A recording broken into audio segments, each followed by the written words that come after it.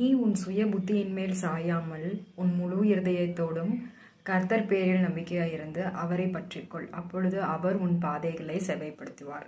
நீதிமொழிகள் 3:5-6. இன்றைக்கான மரண வசனம் டே 5.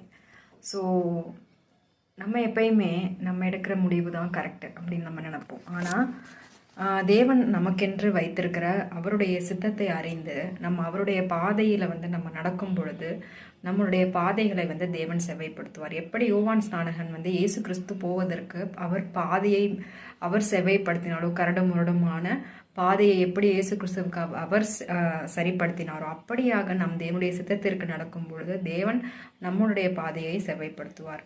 ஏனென்றால் இயேசு கிறிஸ்துவே என்னுடைய சித்தத்தின்படி அல்ல, இது உம்முடைய சித்தத்தின்படி ஆகிடுவது என்று அந்த பாத்திரம் அவர் ரொம்ப மனம் வருந்தி அந்த குரூசிஃபிகேஷனுக்கு முன்னாடி அவர் ஃபீல் பண்ணி தேவன் கிட்ட அதை ப்ரேயர் பண்ணார்.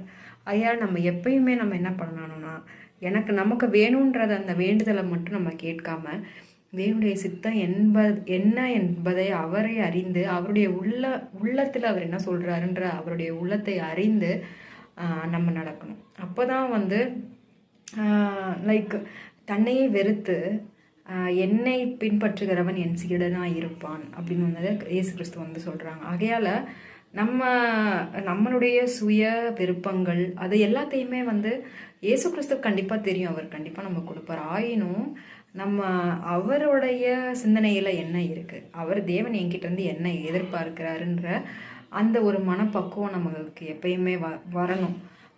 வந்தாதான் நமக்காக நம்ம ஃபேமிலிக்காக மட்டும் ப்ரேயர் பண்ணுறவங்களா இல்லாமல் நம்ம அதையும் தாண்டி தேசத்திற்காகவும் வாலிபர்களுக்காகவும் நம்ம ஊழியர்களுக்காகவும் ஜெபிக்கிற ஜெப வீரர்களாக நம்ம எழும்பி நம்ம வர முடியும்.